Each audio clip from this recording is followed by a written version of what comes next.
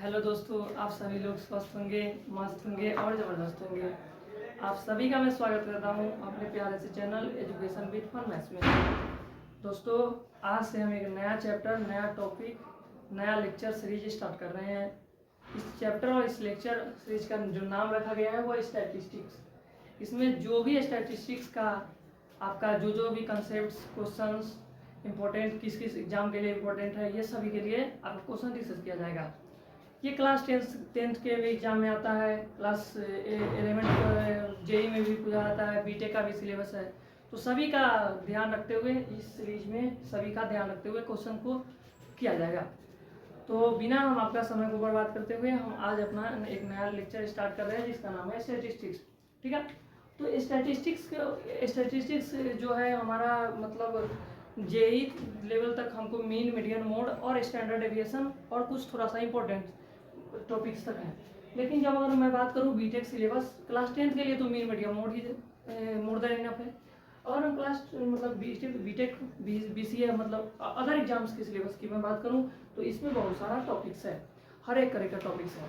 तो हम क्या करेंगे इस लेक्चर सीरीज में सभी टॉपिक्स का सभी एग्जाम को ध्यान में रखते हुए इस लेक्चर सीरीज को स्टार्ट बनाएंगे। ठीक है, तो आज का जो मेरा टॉपिक है वो अपने पास आज का टॉपिक है वो है मीन है। सिर्फ आज जो भी हम बात करेंगे मीन का बात कर लेंगे। ठीक है, वैसे आप कहिएगा तो मीन पहले सबसे पहली बात करते हैं कि मीन होता क्या है। ठीक है, तो मीन सबसे पहले बात जाने मीन क्या होता है। ठीक है, इसको मीन को क्या आप समझते हैं। जैसे देखिए आपने क्या किया, जैसे मैंने कहा कि एक एग्जाम्पल से समझते हैं मीन के बारे में। जैसे देखिए एक क्रिकेटर है, मान लीजिए कोई एक क्रिकेटर है। ठीक है, मान लेते हैं कोई एक क्रिकेटर है, क्रिकेटर मान लेते हैं क्या है ये क्रिकेटर है। ठीक है, हाँ बिल्कुल सही बात है। अब ये क्रिकेटर है ना, ये क्या कर रहा है, इसको इसका हम चल लेते हैं मीन निकालने का। किसका मीन निकालेंगे, क्रिकेटर को किस बेसिस पे निकालेंगे। तो मैंने बोला ये क्रिकेटर है तो इसका पिछला 10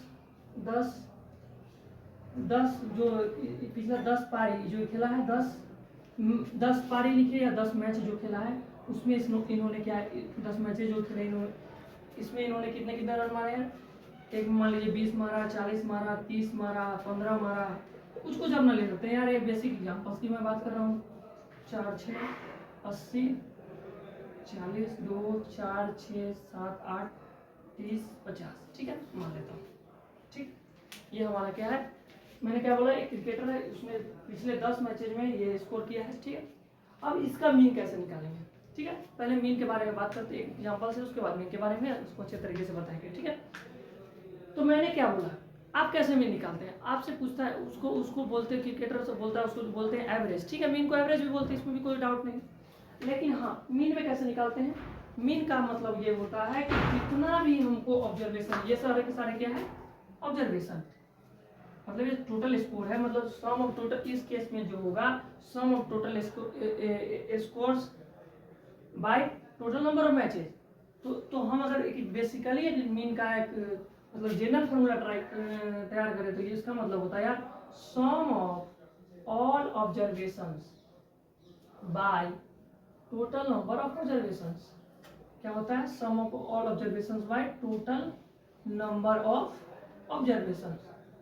अब इसका मतलब क्या हुआ कि जितने भी ये हैं, जितने भी ये स्कोर्स हैं, सारे के सारे स्कोर को ऐड कर लो और जितने पारी में मतलब जितने मैचेस खेले गए उससे डिवाइड कर दो, तो इसका मीन आ जाएगा कि ये इसका इतना कंसिस्टेंसी के साथ स्कोर किया। ठीक है, हाँ, तो ये हमारा क्या हो जाएगा, मीन आ जाएगा। तो यहाँ पे हम देख लें, तो सारे के सारे को ऐड करके देख लें। तो एक बार ध्यान से देखिएगा, 40 20 60 30 90 15 105 205 और 120 325 और 80 405 और 40 445 और 30 75 525। ठीक है, 525 बाई 10, इसका मतलब हो गया 52.5। इसका क्या आ गया, मीन आ गया। ठीक है, 52.5 इसका क्या आ गया, मीन आ गया। तो मैंने क्या बोला, मीन में आपको क्या बताया कि जितने भी सारे ऑब्जर्वेशंस दिए जाते हैं उसको क्या कर लीजिए, सम कर लीजिए और डिवाइड उससे करिए, यानी कि जितने नंबर्स ऑफ ऑब्जर्वेशन है। अब नंबर ऑफ ऑब्जर्वेशन मतलब टोटल नंबर ऑफ ऑब्जर्वेशन, ये नहीं कि number of total number of, यहाँ पे बोलना अच्छी बात रहेगी। ठीक है, अब बात करते हैं यार मीन जो है वो 3 तरीके का मीन है, 3 टाइप्स का मीन बताया गया है, अरिथमेटिक मीन, ज्योमेट्रिक मीन और हार्मोनिक मीन।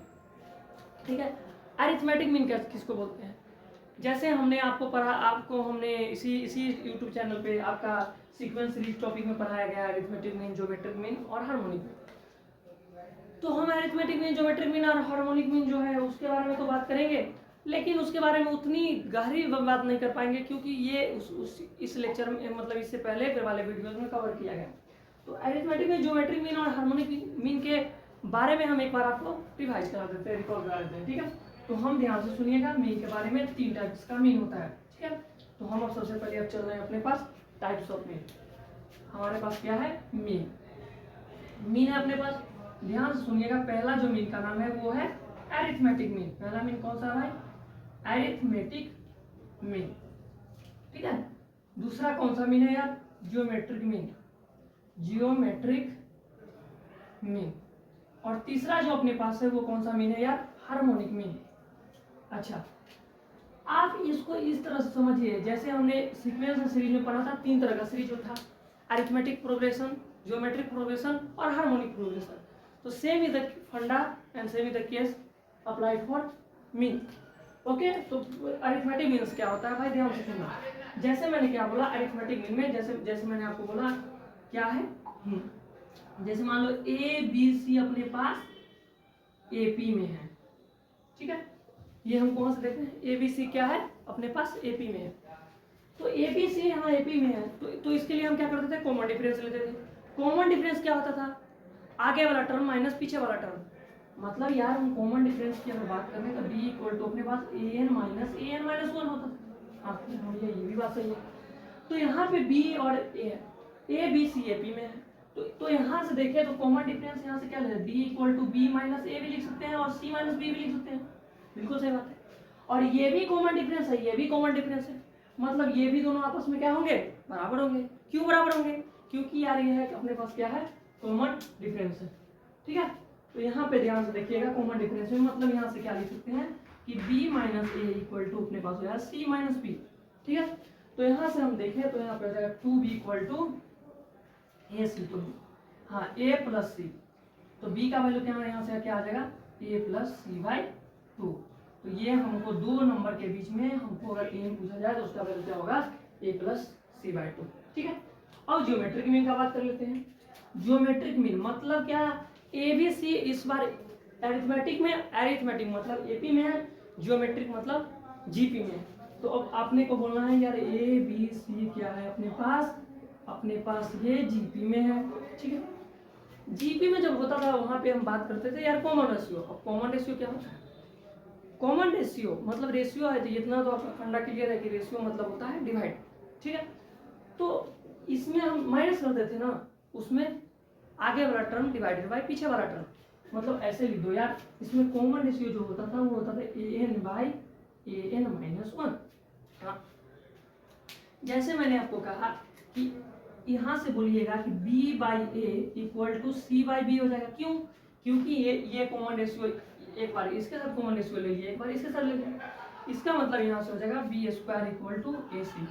तो हमने क्या किया? ए बी सी के बीच में अगर जीएम को इंसर्ट किए तो उसका वैल्यू क्या होता है? बी स्क्वायर इक्वल टू ए सी, ठीक है। अब चलते हैं यार हार्मोनिक मीन। हार्मोनिक मीन अब क्या है भाई? ये जो मीन है ये क्या है? Opposite of arithmetic mean. ये क्या है भैया? अपोजिट ऑफ अरिथमेटिक मीन, ठीक है। ये है। अब हम इसको कैसे लिखते हैं? जैसे मान लीजिए यहाँ पे तो 1 बाई ए, यहाँ पे क्या था? हाँ, ये हमारे पास था, तो इस पर 1 बाई ए, हाँ हमको इस पर क्या था? A B C A P में है, तो इस बार उसका उल्टा करना पड़ेगा, ठीक है। तो यहाँ से हम कर लेंगे 1 बाई ए, 1 बाई बी और 1 बाई सी, ठीक है। ये क्या है? इस बार इसमें 3 नंबर सीधे करिए, चलिए छोड़िए।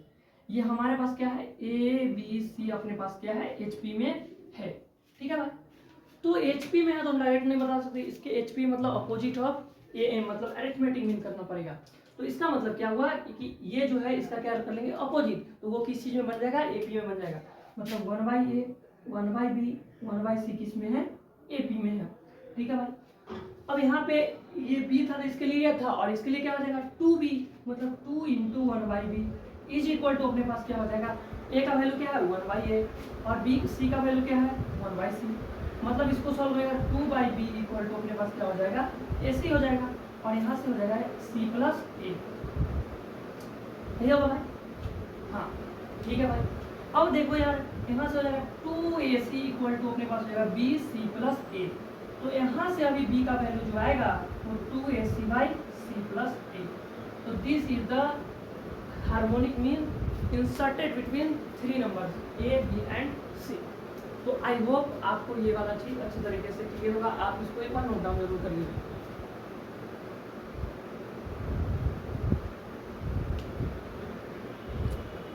ठीक है, तो ये तीनों चीज़ आपको अच्छे तरीके से समझ में आ गई। ठीक है, ये हमने मीन के बारे में बात कर लिया। आप इसको एक बार नोट डाउन करना है तो नोट डाउन इसको कर लीजिए, हम साइड में जाएंगे। ठीक है भाई, हाँ ओके।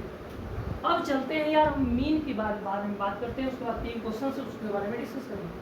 ठीक है, चलिए हमारा जो मीन इस चैप्टर में पढ़ना है, तो ये तो हमारा बेसिक मीन का बात था। अब हम इसमें बात कर लेते हैं यार arithmetic mean, geometric mean, harmonic mean के बारे में तो मैंने डिस्कस कर लिया। लेकिन अब जो मेरे पास जो आता है क्वेश्चन एराइज होता है कि मीन को how to find mean, how to find mean, हम मीन को कैसे निकालते हैं। ठीक है, हमारा नेक्स्ट जो टॉपिक है वो है हाउ टू फाइंड मीन। ठीक है, इसके लिए हमको बेसिकली 3 स्टेप, क्या है 3 तरीका है। कौन कौन तरीका है? First is direct mean, direct mean method, how to find mean by using direct mean method.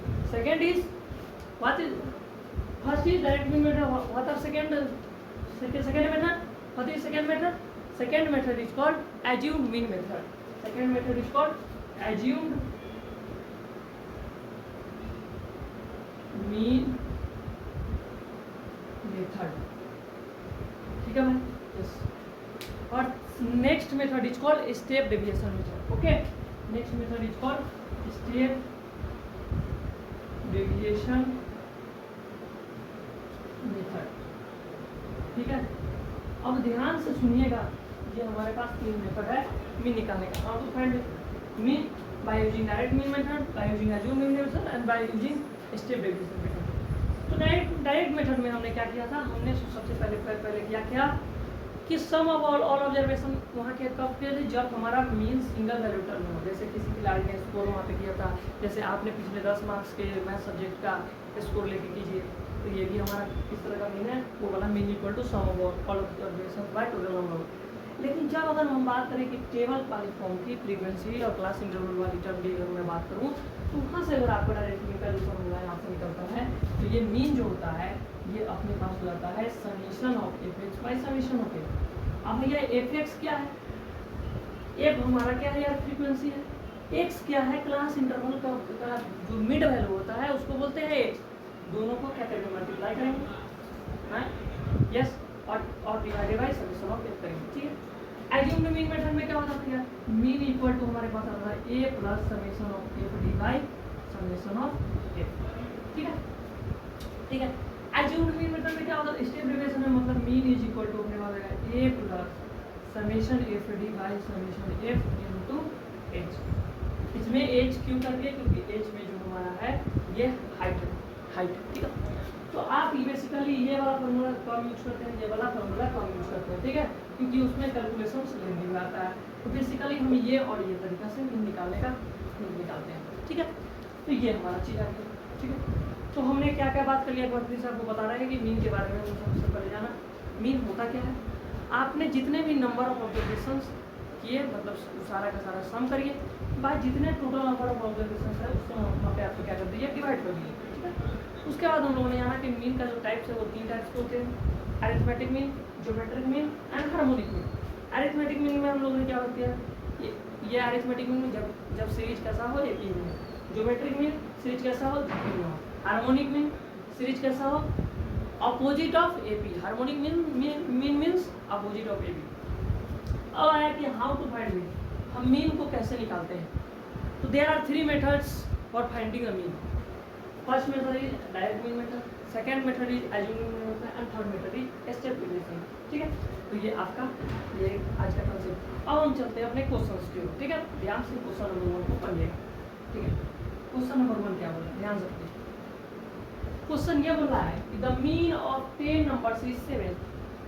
and mean of 15 other number is 12, determine the mean of 25 numbers taken together. ठीक है, अब इसका मतलब क्या बोला है, इसका मतलब सुनो, हमने क्या किया, मान लेते हैं कोई दो पर्सन है, ठीक है, उसने अलग अलग चीज़ का मीन निकाला। एक पर्सन ने क्या किया कि 10 नंबर का मीन लिया, उसको आया 7। एक पर्सन ने क्या किया, 10 नंबर का मीन लिया, उसका वैल्यू आया 7। दूसरे पर्सन ने क्या किया, 15 नंबर का मीन लिया, उसको आया 12। अब आपसे क्या पूछा जा रहा है कि determine the mean of 25 numbers taken together, मतलब वो दोनों 25 नंबर है, 10 नंबर का ये लिया, 15 नंबर का लिया, 25 नंबर का साथ में मीन क्या होगा। ठीक है, तो ध्यान से सुनिए, हमसे क्या बोला, मीन ऑफ 10 नंबर्स इज 7। तो मीन इक्वल टू अपने पास क्या था, समेशन ऑफ, हाँ वहाँ से क्या था, sum of all observation by total number of observation, यही था। तो यहाँ पे हमारा क्या था, सम ऑफ ऑल समेशन एक ऐसे कर लीजिए, सुनिए मेरा बात सुनिए, समेशन x बाई n कर लेते हैं। ठीक है, हाँ वहाँ बोले थे ना summation number total number of observation, मान लेते टोटल ऑब्जर्वेशन आपसे एक बार और बात सुनिए, जैसे x1 हुआ, x2 हुआ, x3 हुआ, ऐसे करते करते टोटल नंबर ऑफ ऑब्जर्वेशन है, तो कितनी टाइम चला, n टाइम चला। समेशन इसका क्या बाई टोटल, इसमें क्या है n है, तो ये वाला चीज़ यहाँ पे अप्लाई कर रहे हैं। ठीक है, अब ध्यान से देखिएगा, ठीक है, अब देखिएगा, यानी कि मीन है, हमको कितना नंबर का बोल रहा है, 10 नंबर, तो मीन हमको मीन 1 मान लेते हैं। ठीक है, ठीक है, मीन 1 इक्वल टू 10 नंबर से 7, मतलब 7 है। इसका मतलब यहाँ से क्या लिख सकते हैं कि summation of x n1 by x n1 is equal to अपने पास क्या है, 7।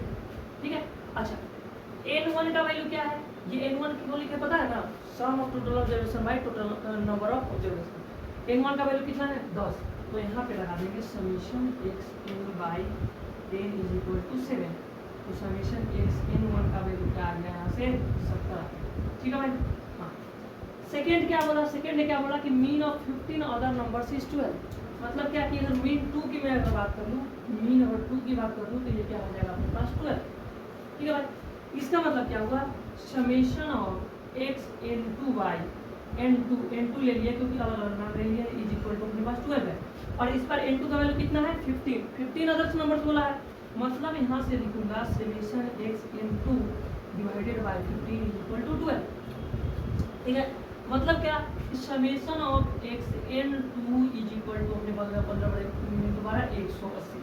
ओके, यानी कि ये बात आ गई। ठीक है, अब क्या बोलना है कि ये दोनों का मैंने क्या किया, अलग अलग से टोटल सम ऑफ ऑब्जर्वेशंस हमने क्या कर लिया, निकाल लिया। ठीक है, अब क्या पूछा जा रहा है, determine the mean of 25 numbers taken together. अब क्या किया, 10 नंबर इन्होंने लिया, 15 नंबर इन्होंने लिया, तो मीन वन वाले में हमने 10 नंबर को इसको यूज किया, ये 15 नंबर यूज किया, तो टोटल नंबर आपको पता हो गया, n3 का जो वैल्यू आ जाएगा। अब n3 क्यों लिख रहे हैं, अरे भाई n1 लिख दिया, n2 लिख दिया, कोई एक नया वेरिएबल मान सकते हैं आप, कुछ भी मान सकते हैं, मतलब क्या, यहाँ से हम अगर बोले तो n3 का वैल्यू हो जाएगा n1 प्लस n2, और n1 का वैल्यू 10 है, n2 का वैल्यू 15 है, तो 15 10 कितना हुआ, 25 हुआ। ठीक है, तो अब यहाँ से देखिए 25 हुआ। ठीक है, अब हम क्या कर रहे हैं, अब हमको करना है कि 25 नंबर को साथ में लेना है। ठीक है, तो हम अगर यहाँ पे n3 का निकालेंगे तो समेशन x n3 के लिए भी निकालेंगे ना भाई, क्योंकि यहाँ पे हमें n1 का वैल्यू आ गया, n2 का वैल्यू आ गया, मतलब सम ऑफ ऑल ऑब्जर्वेशन, मतलब इसको ऐड करेंगे, इसको ऐड करेंगे, यस, तो दोनों को ऐड करिए यहाँ से, तो समेशन x n3 का जो वैल्यू आएगा वो आपने पास summation x n1 plus summation x n2, और इसका वैल्यू क्या है अपने पास 70 है, और इसका वैल्यू 180 है, 180 और 70 के 250 हो गया। ठीक है, 250 भी हो गया। ठीक है भाई, अब क्या बोला, डिटरमाइन द मीन ऑफ 25, तो न्यू मीन जो आएगा, न्यू मीन या मीन 3 लिख लीजिए, न्यू मीन 3 लिख लीजिए, तो ये क्या आ जाएगा, summation of x n3 divided by summation of n3, नहीं n3 सिर्फ n3। ठीक है, तो समेशन ऑफ x n3 का वैल्यू कितना है, 250, और n3 का वैल्यू क्या है, n3 का वैल्यू है 25, तो इसका जो नया मीन जो आएगा वो कितना आएगा, 10। ठीक है, this is the answer of this question. ध्यान से सुनिए, इस क्वेश्चन में हमने क्या किया, फिर से सुनिए, दो नंबर, दो पर्सन थे, क्या कहते हैं, एक पर्सन ने 15 मतलब एक पर्सन ने क्या किया, 10 नंबर का मीन लिया जिसका वैल्यू 7 आया, दूसरे पर्सन ने क्या किया, 15 नंबर का मीन लिया जिसका मीन आया था 12। तो हम दोनों पर्सन के लिए सबसे पहले क्या किया कि सम ऑफ ऑल ऑब्जर्वेशन, उन्होंने कितना ऑब्जर्वेशन लेके किया था उसका दोनों का वैल्यू अलग अलग निकाला। ठीक है, फिर इन्होंने बोला कि 10 नंबर वाला जो लिया था और 15 आपस में क्या कर दिया, दोनों को मिला दिया गया, और ये दोनों जो अलग अलग से मीन लिया था वो दोनों मीन को मर्ज करके जो नया मीन आएगा वो कितना आएगा। तो मैंने क्या किया, एंट्री मतलब ये क्या था, एंट्री इसका जितना ऑब्जर्वेशन नंबर ऑफ ऑब्जर्वेशन है तो दोनों को ऐड कर दिया, फिर इसका दोनों का सम ऑफ ऑब्जर्वेशन जो आया वो ऐड किया और क्या किया, तो इसमें डिवाइड कर दिया। आई होप आपको ये क्वेश्चन अच्छी तरीके से क्लियर होगा। एक बार इसको आप नोट डाउन कर लिया तो तब हम इधर देख हट जाते हैं।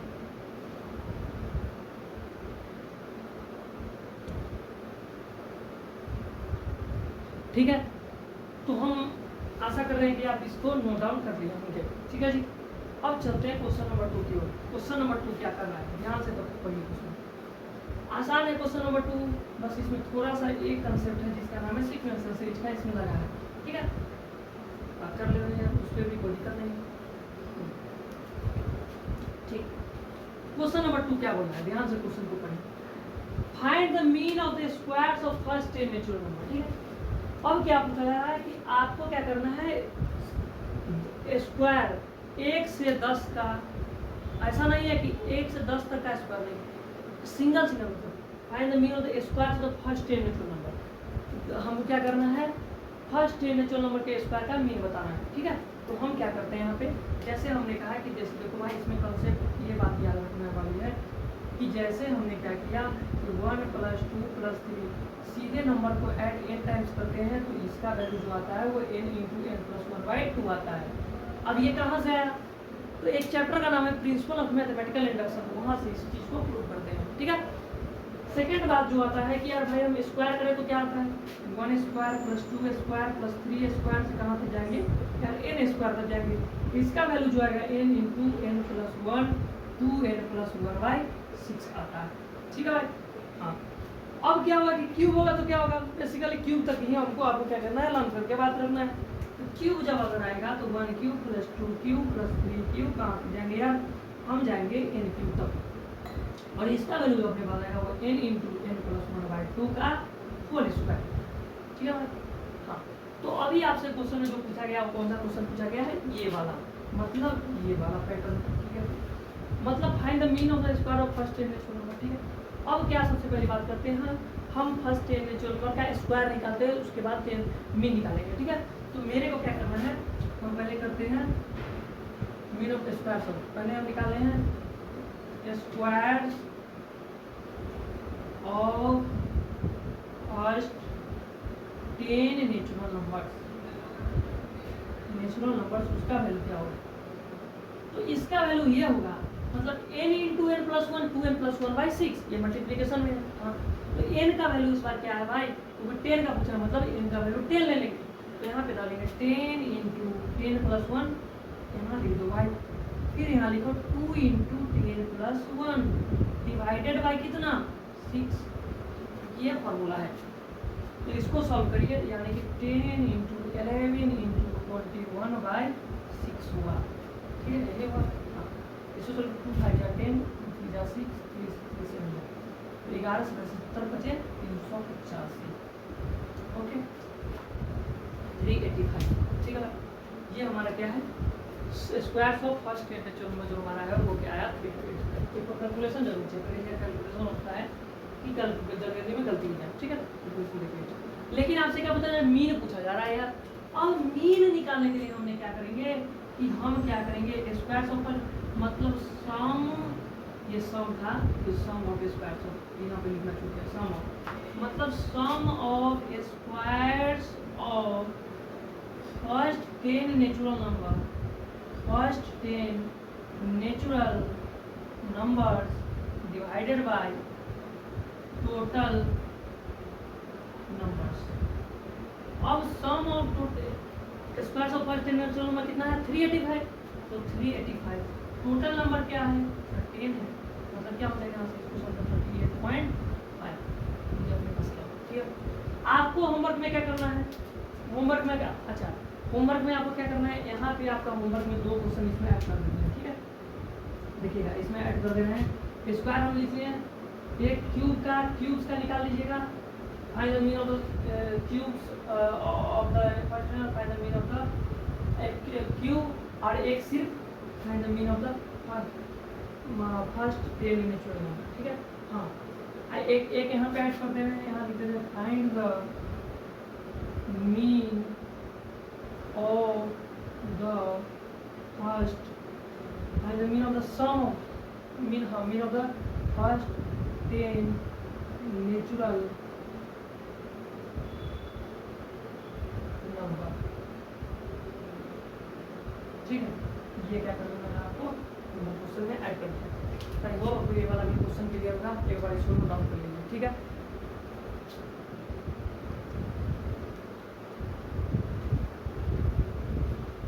ठीक है, आप इसको नोट डाउन कर लिए। ठीक है, नेक्स्ट क्वेश्चन चलते हैं। ये क्वेश्चन नंबर 3। ठीक है, अब हम बात करते हैं क्वेश्चन नंबर 3 की।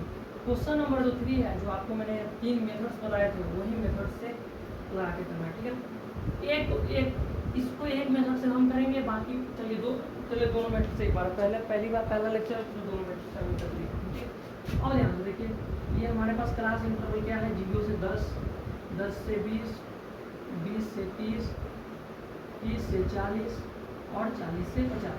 ये अपने पास क्या है भाई, क्लास। ठीक है, ये अपने पास क्या है, फ्रीक्वेंसी के स्मॉल एफ से रिप्रेजेंट करते हैं, आपको पता होगा। तो 3252 मैंने वहाँ पे फार्मूला में बताया था, summation of F by summation of, और एक्स कैसे निकालते हैं, ध्यान से सुनिए। एक्स मतलब होता है मिड पॉइंट, एक्स मतलब होता है x denotes mid point. Mid point कैसे निकालते हैं भैया, मिड पॉइंट जो निकालते हैं अपर value plus lower value by 2।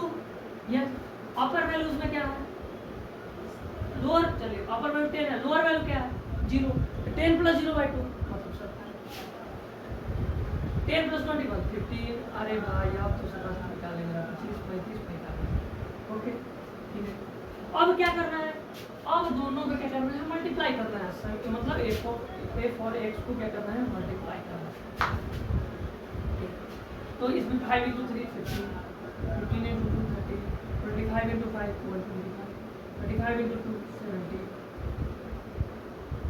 45। अब इसको क्या करना है, ऐड करना है। अच्छा, इसका भी वैल्यू अलग ऐड करेंगे। तो 8 10 15 2 17 3 20, ये हमारा 20 आ गया। ठीक है, इसको करें 5 5 10 और 5 2 7 14 26 2 2 और 45 145 एक बार देखिए, 5 5 10 2 3 5 2 7 14 24 के लिए 600। ये हमारा किसका वैल्यू आ गया, समेशन ऑफ एफ का वैल्यू। ठीक है, तो इसका मीन निकालेंगे। तो इसका मीन क्या हो जाएगा, इसका मीन होगा summation of F by summation of F, यानी कि 600 बाई 20, यानी कि यहाँ से क्या आएगा 30। इसका मीन क्या आएगा 30। ये कौन सा मेथड था, डायरेक्ट मेथड था। अब इसी को हम एक वो स्टेप डेविएशन वाले बताए थे ना, जो A plus summation of F D by summation F into H वाला।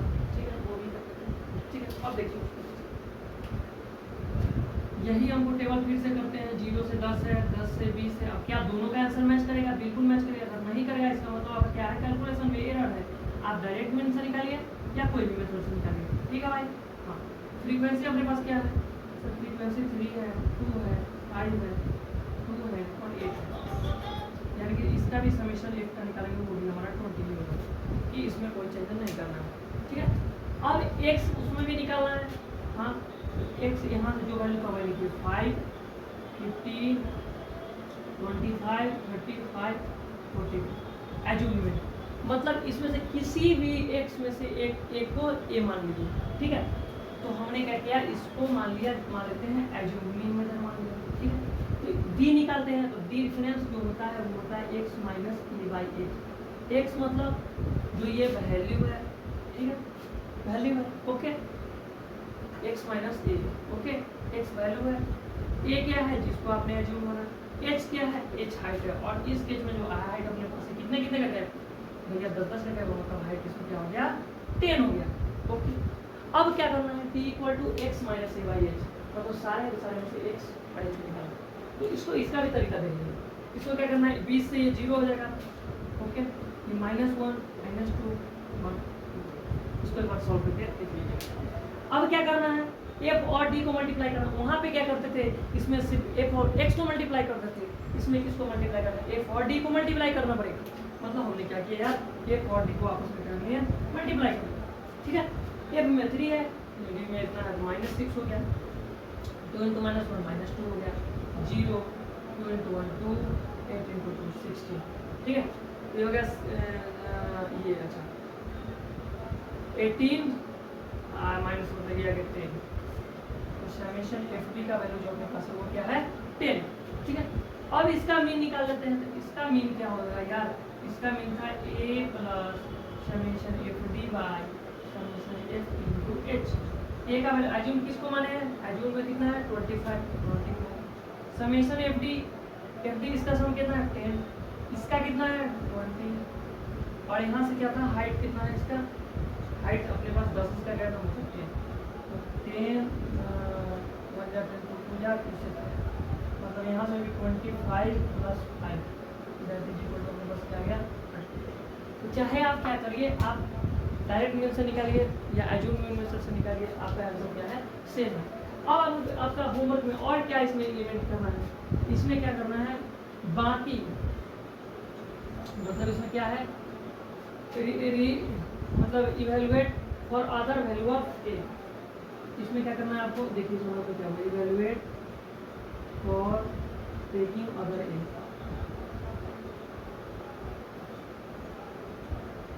मैं क्या करना चाह रहा हूँ, मैंने क्या किया 25 को ए लेके सॉल्व किया, आपको क्या करना है नेक्स्ट में तो इसी में इसके ऊपर होमवर्क में 35 को ले लीजिए चाहे 15 का ले लीजिए, ताकि यहाँ से आंसर निकालिए कि आपका आंसर मैच कर रहा है। आंसर अगर मैच नहीं कर रहा है इसका मतलब कैलकुलेशन रॉन्ग है, तो आपको हर एक वैल्यू के लिए एक बार निकाल के चेक करें। तो आज के लिए बस इतना ही रखते हैं, मिलते हैं आप सभी से बहुत जल्द, तब तक के लिए आप सभी को बहुत बहुत धन्यवाद, thank you, take care, bye.